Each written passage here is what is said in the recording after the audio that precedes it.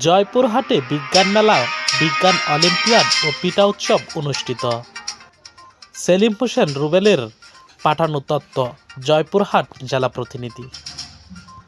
জয়পুরহাটের সারাদিনব্যাপী বিজ্ঞান মেলা, বিজ্ঞান অলিম্পিয়াড ও পিঠা উৎসব অনুষ্ঠিত হয়েছে।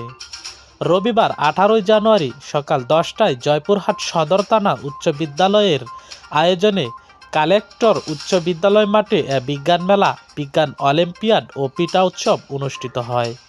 উক্ত মেলায় প্রধান অতিথি হিসেবে উপস্থিত ছিলেন জয়পুরহাট জেলা প্রশাসক ও কালেক্টর উচ্চ বিদ্যালয়ের ম্যানেজিং কমিটির সভাপতি আল মামুন মিয়া, অতিরিক্ত জেলা প্রশাসক জেসমিন নাহার, জেলার ভারপ্রাপ্ত শিক্ষা অফিসার রুহুল আমিন ও বিদ্যালয় ভারপ্রাপ্ত প্রধান শিক্ষক সাইফুল ইসলাম সহ সকল সহকারী শিক্ষক ও অভিভাবকবৃন্দ।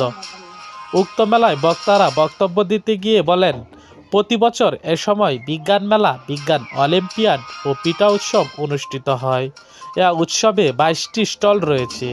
এসব স্টলে স্কুলের ক্ষুদে বিজ্ঞানীরা তাদের বিভিন্ন উদ্ভাবনী প্রদর্শন করছে। এসব পিঠার স্বাদ নিতে ভিড় জমিয়েছে শিক্ষার্থী ও অভিভাবক ও সাধারণ মানুষ। পিঠা বিজ্ঞান মেলায় নানান রকমের পিঠা দেখা যায়।